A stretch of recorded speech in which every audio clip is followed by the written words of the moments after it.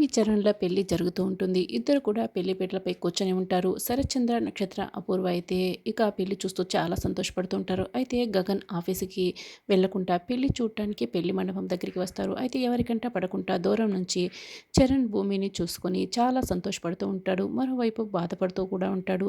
అయితే అప్పుడే అటుగా మీరా వెళ్తూ ఉంటుంది. మీరా వస్తుందని గగన్ ముఖం చాటేసుకుంటాడు. అయితే మీరా గగన్‌ని చూసేసి, "గగన్, ఎందుకు నువ్వు ఈ పెళ్లికి వచ్చావు?" అని మీరా ఇక ప్రశ్నిస్తూ ఉంటుంది. పిలవని పెళ్ళికి వచ్చి పెళ్ళిళ్ళు ఆపేసే వంశమా మీది అని మీరా గగన్ మీద నిందలు వేస్తూ ఉంటుంది. అప్పుడే గగన్ దండం పెడుతూ, చిన్నమ్మ, పెళ్ళి చెడగొట్టడానికి రాలేదు. చూసి వెళ్దామని వచ్చాను.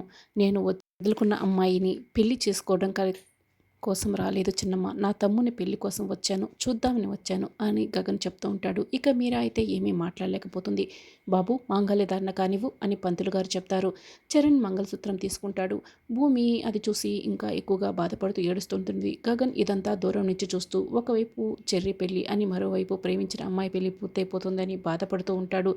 చరణ్ తాళిబొట్టు తీసుకోగానే భూమి అయితే బాధపడుతూ ఏడుస్తూ ఉంటుంది. భూమి వెనకాలే నక్షత్ర కూడా నిల్చొని ఉంటుంది. చరణ్ తాళి తీసుకుని భూమి మెడలో కట్టడానికి ఇక మెడలో పెడతాడు. అయితే గగన్ ఇదంతా చూడలేక తలదించుకొని ఏడుస్తూ ఉంటాడు. పెళ్లి పీటల మీద కూర్చున్న భూమి కూడా ఏడుస్తూ ఉంటుంది.